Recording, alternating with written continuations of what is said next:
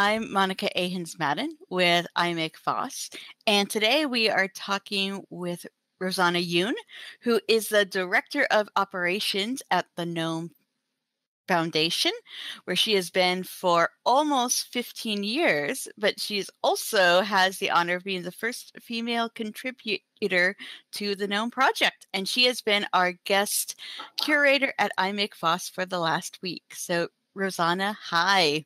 Hello, thank you for having me. Of course, thank you for volunteering to share, what it is, not only what it is that kind of you're doing now in FOSS, but how you got your start. So I know 98 seems like it was just a few years ago, but it wasn't, which is just horrible. It's horrible when people talk about the 90s as like this distant time, and it's like, stop, just stop talking. So do you happen to remember what that first contribution was?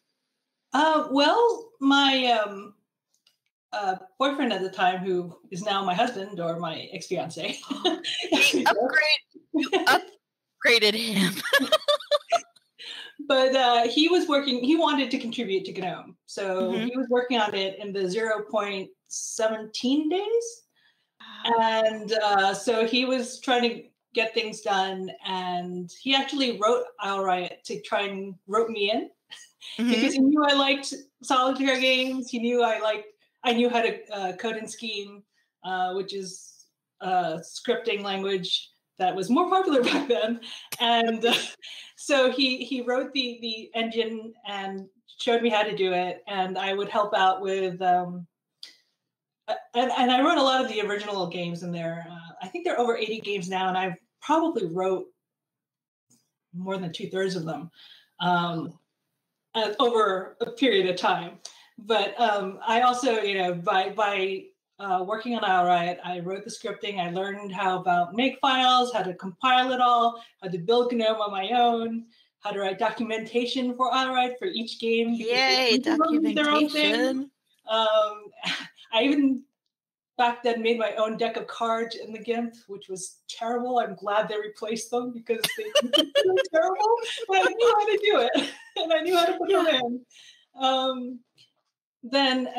I would help out. Like, he got hired by Red Hat, and I would help out because they were really small at the time. Like, he was in the labs, and they would be pushing at deadlines, and there were only 6 of them in that labs.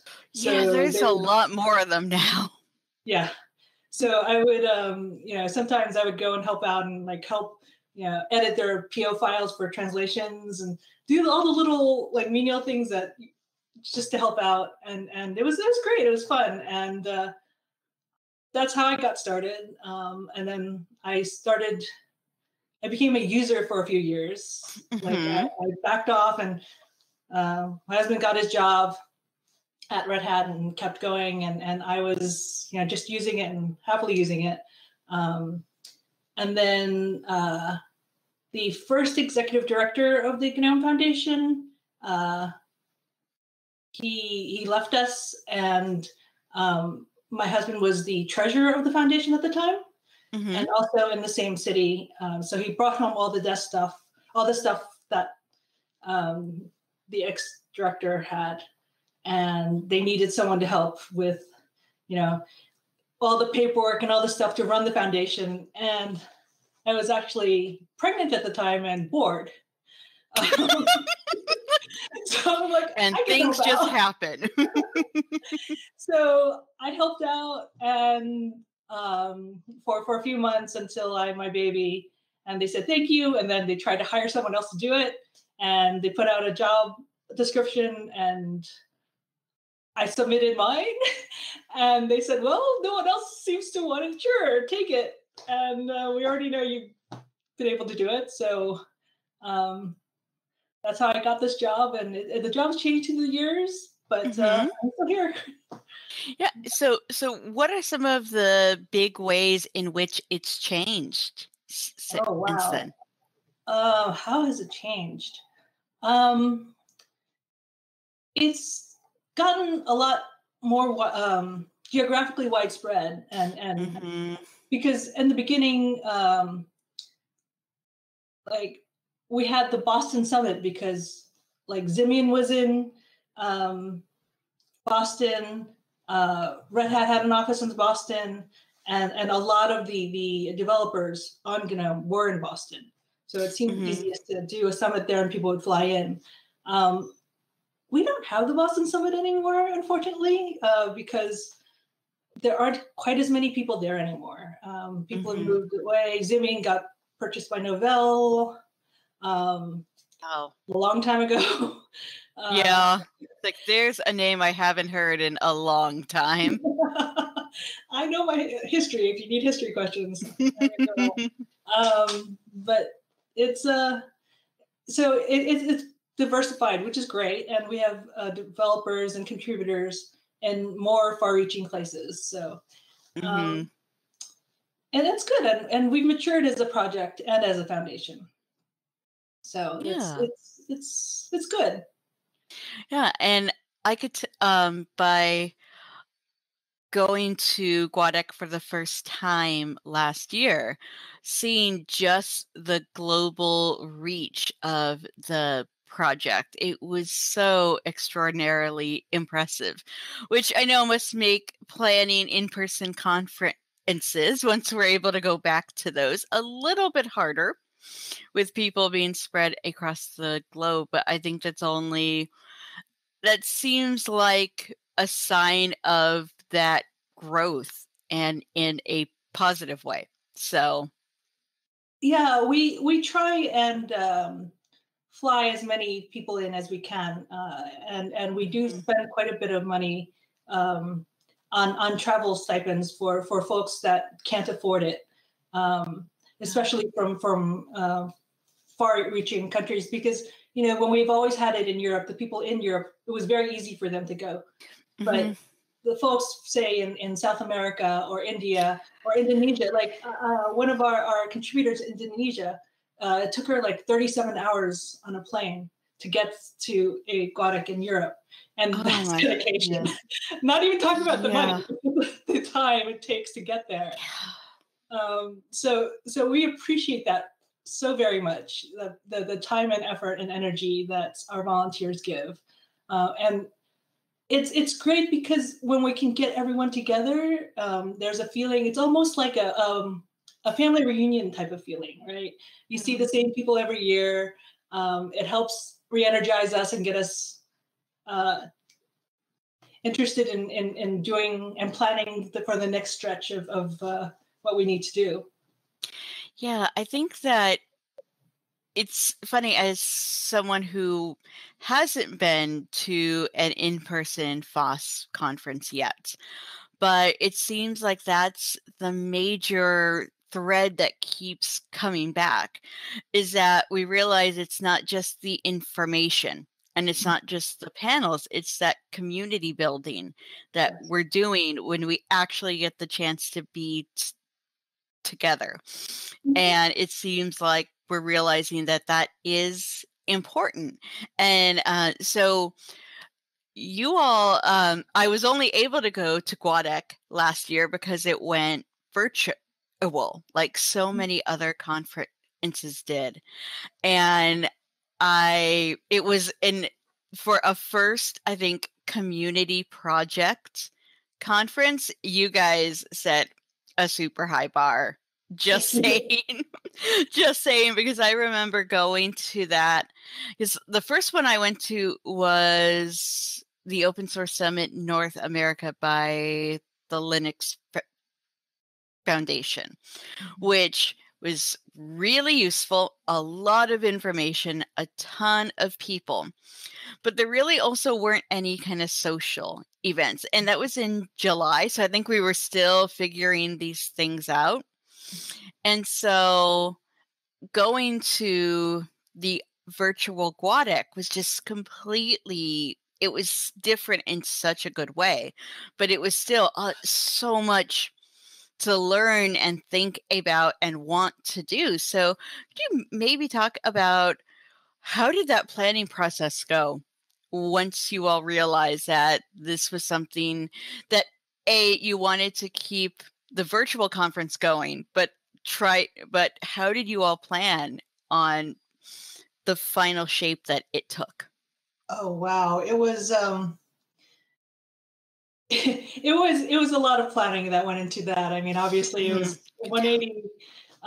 We had to figure out, we had great ideas. It's going to be virtual. It doesn't matter what time zone, except of course you can't run it for 24 hours a day. Lord, I know that didn't GitLab do like a 24-hour conference? I And didn't I'm just like, know, but oh boy, it just no. doesn't. No. So No. we had to figure out which time zones we wanted to target, and then keep it so that we could get as many people could go to those hours. So it's actually become a shorter day during our virtual conferences, so that there's more overlap between more places. So it's slightly shorter conference, but what I did here, what we did last year and what we're doing again this year is we're getting closed captioning done, getting professional closed captioning people. Yes. So that, and I've heard a lot of people, and me included, have both windows open and trying to follow both at the same time, which is much harder to do when you're in person. Yeah, that is extraordinarily true. So, I mean, you could be that person who just finds two things that are close together and keeps on darting out of the room, but it's not going to make you very popular with the speaker, though. But yeah, it's great. So we're very interested in keeping our accessibility of having the closed captioning. We've looked into doing sign language. That's a little harder, and because each country has its own different sign language. Like American Sign Language is different from Mexican Sign Language, and Europe. I don't actually know how many they have in Europe. It seems easier to just go with closed captioning this year. That being said, I mean, we're always open if people need different accessibility options to look into them. Yeah, and I think that one thing that this switch to online conferences that we all did this past year was to realize that that making conferences more accessible, both through things like closed captioning, but also things like how this makes conferences accessible to people who, for physical or health or financial reasons, can't travel or can't easily travel. And hopefully that there is a hybrid element that we keep going forward to give virtual attendees a really first class experience and not just be like, well, here's the videos. Have fun. It's interesting. It's a problem that I would love to know the answer to. That we tried to do social events, and you helped run one at Guadalajara last year. I did. It was great. They were great. The thing with Guadalajara and with other conferences is that you do miss with a virtual conference is the hallway track. It's hard to bump into the folks just walking down the hall and catch up on what they've been working on and pull people off to one side into a separate, just a table off to one side to talk, right? That's really hard to do in a virtual environment. Yeah, I think one of the groups I saw that did that well was the most recent FOSDEM, because they had after each talk continued, they spun up. I think it was a Jitsi that became the hallway track for that room. And then they also had things like a cafe and a bar. And so where people could just go for more casual conversation. But on one of these kind of virtual hallway tracks, I ended up speaking with, she's one of the senior community people at Postgres. And we ended up having a great talk. We exchanged our information and it's going to lead to something really cool in the near future, Oh, which wow. is, yeah.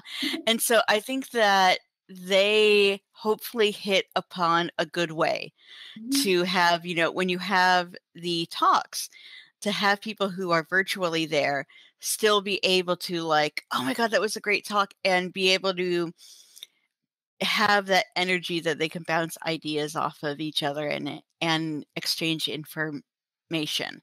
But I think that they did that well. And I think that some of the stuff that they did for Siegel too. So, and so it's interesting that this was all kind of, I mean, a horrible reason, but a chance to kind of iterate on online conferences. Mhm. And I have a feeling late this year, next year is going to be iterating on the hybrid ones. Mhm. So as everything just really unevenly opens up and travel still kind of up in the air. So Definitely. yeah. Yeah, it's interesting. Like in-person conferences, having a meal afterwards was always, a great way to bond. Yeah. And Yeah. I'm always this. I've been leading the last couple of in-person Guadecs, just going to visit museums, do a museum day. Yes. Oh my gosh. That museum lecture that you all had with Mhm. Guadec this year was, I remember just talking to my husband, it's like, they're talking about like postmodern art. And I'm at a FOSS conference. This is amazing. And so that was just, I think that's what made me realize that the community around the GNOME project is really something special. And even though this, you know, that this wasn't an in-person conference, that it made this newcomer, feel incredibly welcome. And I think that that's for people who might be getting into FOSS because they went to an online conference and they're like, this is really cool. I like these people. I want to work with them to build this.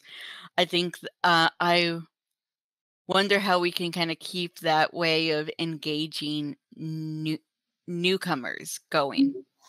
Yeah, and I'm not sure what happened at the virtual Guadec last year, but prior to that, in the in-person ones, we always have a newcomers lunch or dinner Hmm. where they all get together with a couple of folks who have been around a while and try and get them to interact and maybe partner up to figure out what talks they want to go to so they don't feel quite Yeah. so alone, because it's really intimidating. Yeah. Like I mentioned, I've been in GNOME for way too long, but a very long time. But it took me years to feel comfortable at Aquatic because I hate to say it, like I was one of maybe a handful of women there, and I didn't know anyone, right? So when Yeah. the people I didn't know weren't there, I sort of wasn't sure what to do. Um, it took a Yeah. while. Yeah. And so just making that less awkward for everyone, but especially people who are in underrepresented groups in FOSS, who that feeling of being kind of the awkward one out is even worse. That's a really good point. And I know that that was a thing because 2020 was supposed to be the year of the Linux conference for my husband and I. And then 2020 happened. Yeah. And that was one thing I was wondering is like, well, we know some people online and we still know people online. We just know them much better now. But it was that question of, well, how awkward is this going to be? And so I think that that sounds, I am probably going to fork that idea for future conferences.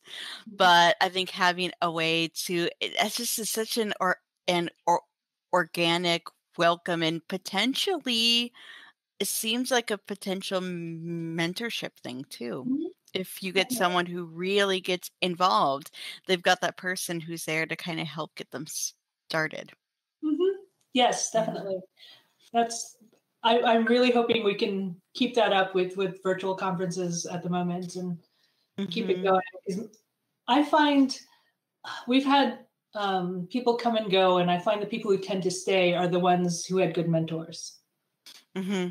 Exactly. That's been, I might not have the breadth of experience that you do, but that's been my experience in the communities that I've been in as well. So, and it seems like that's something from interacting with people like you and with Sri, that onboarding is something that GNOME is really passionate about. How to welcome newcomers and really how to get them into the project. Mhm. And it's just, and so that's been really fantastic. So, what are some of the things that you're kind of hoping to see happen, like some kind of maybe some positive trends that you want to, be like, yay, this is great. Well, I think it's hard. I think the reason that we haven't been able to build a good enough mentorship program is because we don't actually get good feedback from the Mm. people who are coming in before they've lost the Oh newcomerness, no. if that makes sense. Like by the time Yeah. they're already in there, they forget like what the hard Yeah. steps were. Yeah. And that's that is really a thing. And so yeah, you don't know when when they've crossed that point from newcomer to established person. And it's like trying to gauge, it's like, well, is it just after a certain period of time? And you don't want it to be something like, well, it's like, do you want it to be just like a survey or a chat so you can kind of gauge like what was easy for them and what wasn't? But you're right that the feedback is you're often going by really hazy memories on people's parts. Mhm. And that does make it hard to use that as effective feedback to make it better for the next group. Yeah, exactly. Yeah. I really wish I could help fix that one, but that's something that it's also on my mind too. So if you do figure that out in like the next few months, I'm really, let really me far know. away from being a newcomer, so it's very hard for me to remember. Like I Especially, remember having mentors, but the yeah, steps I took were probably different than the steps that newcomer today would need to take too. That's the other hmm thing. yeah, and it is interesting because it really is. We are coming up on the next generation of FOSS here, and it's not just kind of the tools being extraordinarily different, but it's also, I think that we're still trying to gauge kind of what kind of some of the dominant cultures are, and just how people relate and work. And it's just, and so it feels like we're all kind of in this period of just trying to really figure things out. And it's just and also how to send, so how to bring in this new group when we still have people who have been here for 10, 15, 20 years who are still active. And it's just kind of having that cross generational communication and work that, yeah, it's a big issue, and we definitely don't have time like to fix that in like 20 more minutes, just saying. Agreed. Yeah, but it is really neat to see the creativity and the passion. And so I really hope that for both, for everyone's sake, that that goes well. And we can maybe make this ge- generation maybe fix some of those things from the last one that we don't want to bring forward. So that Agreed. would, Yeah. yeah, that would be really good. So speaking of conferences, has there been, I know that it's really uneven. 2022 is still really up in the air. But if there was a place that they let, if they said, Rosanna, you get to pick where the next Guadek is going to be. Who? Well, Where would? we before 2020 happened, Mhm. 2020 Guadek was supposed to be in Zacatecas, Mexico. Mm. And then Zacatecas, Mexico was supposed to be in 2021. And they are actually still super excited to host it in 2022 at this point. And I Okay. am so happy because I Yeah. am so excited that I would love to go to Mexico and Mhm. go to Aquatic there. Yeah. Beyond that, we actually had planned on a 2021 Aquatic as well. When we selected Mexico, there was a next one. I Mhm. uh, don't know if they're still excited about running the next Aquatic or not. We would love to have them, but I mean, it's hard because it was I think it was at a university and people graduate, and I don't know what the status is. Oh, yeah. So Yeah. we would need to follow up with them. But a dream of mine has always been to have a Guadec in Italy because we've never had a Guadec in Italy. But Ooh. we've had Guadecs in many parts of Europe, but not Italy. Yeah, wasn't the 2019 one in Greece or? Yes, in Thessaloniki, Greece. It was Very cool. it was very hot actually. Well, oh, It yeah. was great. It was on the beach. It was beautiful. Yeah. Well, that sounds like, and certainly I think there would be no shortage of museums there too. So, which is great as someone who I love museums, the rest of my family not so much. Like my brother once got we were in San Diego and I was going to go to the Maritime Museum there, and my mom threatened my brother with having to go with me if he kept on acting up, and I'm like, great, thank you for making the museum a place of punishment. Though I will say, if there's ever a Guadec in Amsterdam, the Maritime Museum there is amazing. And I'm not just saying that this as a former maritime studies person. Okay, I kind of am.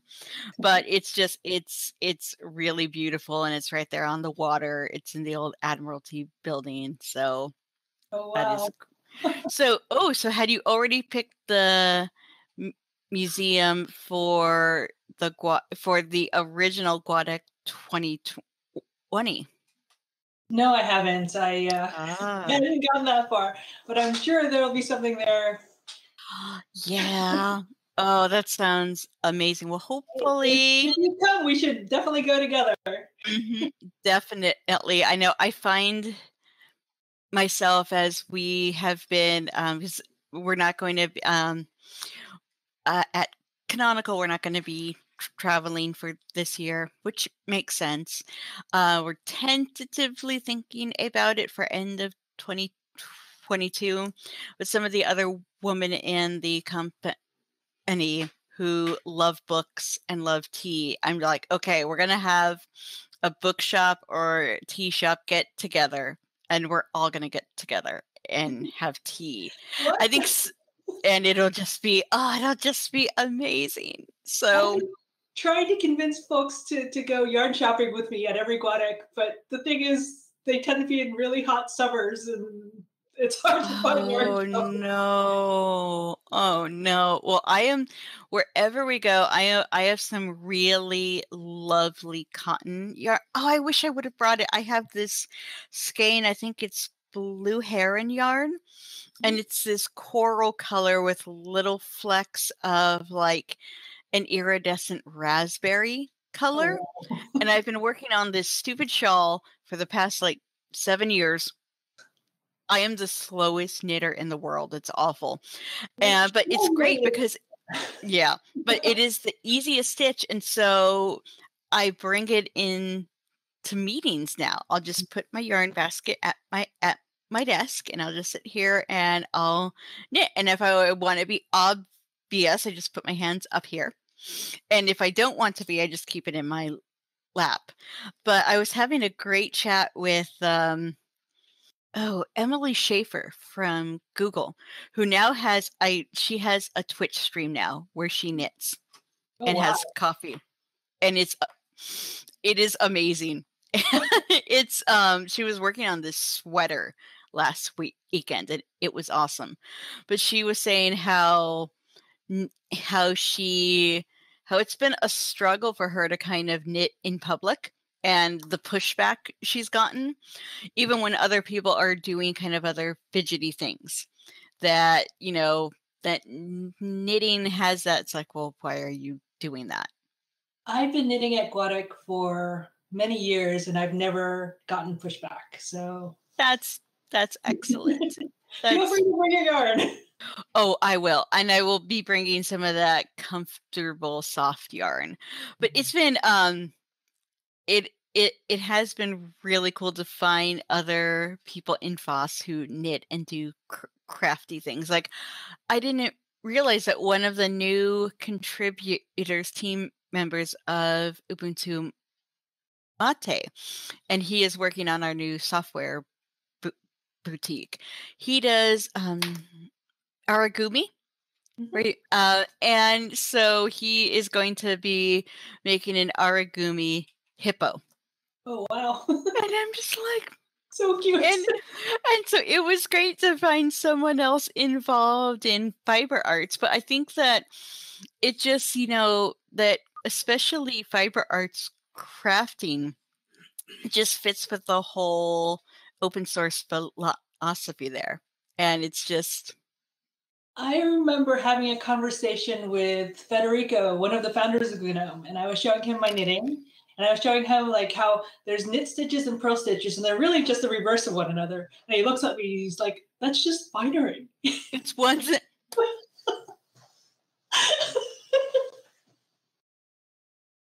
Yep. It is. It really is. Yeah. Yeah. We're just coding in a different medium. We really are. Oh my God, that's perfect. So yeah, so I am not shocked to hear that you haven't gotten pushback from people there. That's really good. And I'm hoping that, there will be more. And because it is great, especially for those of us who might have issues trying to focus, that knitting helps me so much. It's like I just have I definitely have my knit while doing things project. It's not the things that have like yeah, it's like I'm not going to do like really super complex cables or things, but nope. Just simple, easy repeats. It's like, ooh, it's a whole stretch of stockinette stitch. Perfect. But it is interesting to see how it does help you focus, and it's a fidget tool that, for those of us that it works that way, that you get like scarves and socks and yeah. So have you made anything like have you knit anything kind of GNOME related? No, I have not.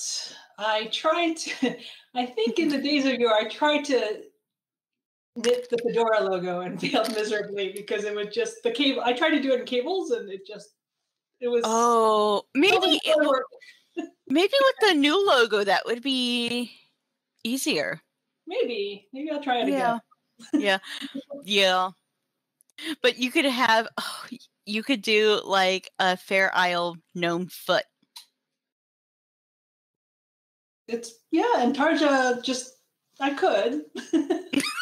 Like, I could, but yeah. There might have been a stream. Oh, because I've the streaming bug has hit me. And so I have a crafty stream on Twitch where I am using KX Stitch to do cross stitch designs because I'm making Ubuntu animal samplers. Oh, wow. Which has just been really fun, trying to like how do you render a disco dingo in cross stitch? Especially when it's like gonna be like that big. Yeah. Yeah.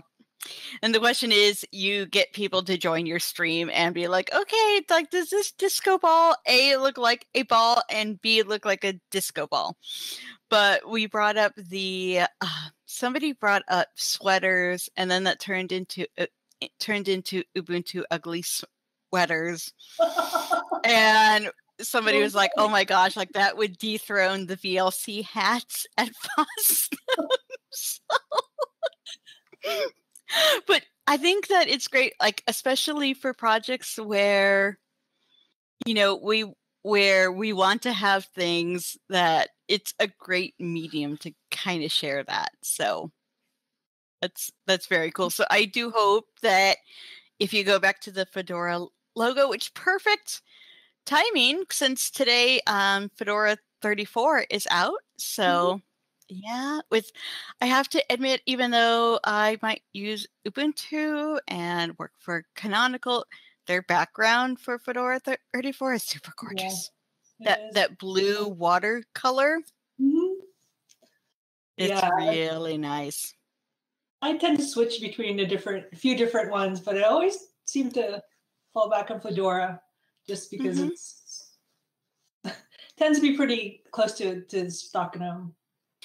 That's true. So, and it's been really nice. I've had the chance to meet, actually, I think through a lot of these community conferences, to meet some of the people involved in the Fedora project. And they've just been wonderful people who also are big fans of tea. And I didn't ask you, what are you drinking in your mug? What kind of tea? Cucumber mint. Oh. It's a white tea. Oh, how is that? That is really... I bet you ice, that would be incredible. Probably. It's very fragrant and light at the same time. I really like it. It's is that from kind of a local tea place? No, it's Republic of Tea. Oh, that was like my first, like, when I graduated,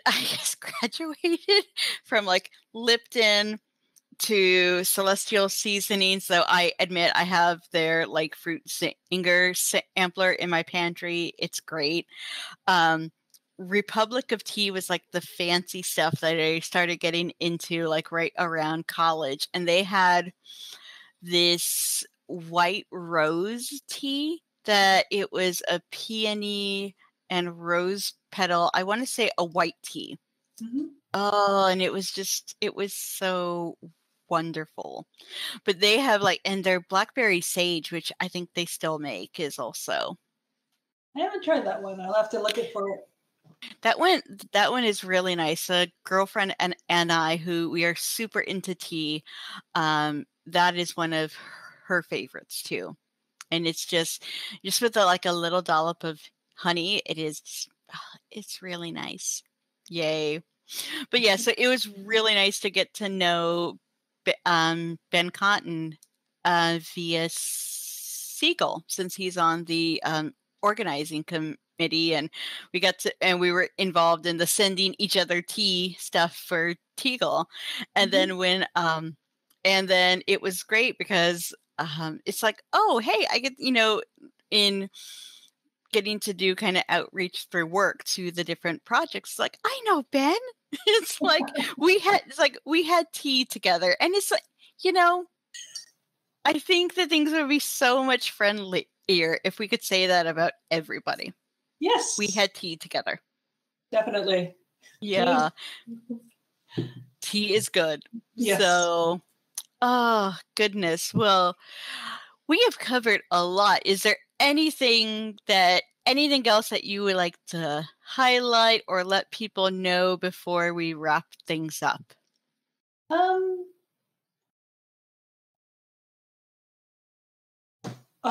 Yeah, come to Guadalajara this year. It's virtual. Yes. It's great, and I'll be there, and Monica might be there. I will definitely be there. So, and I second that heartily. That was kind of honestly, WADC was the conference that really got me into the community side of open source. And now I get to do that for a living at Canonical, which is just, so trust me, this conference could change your life.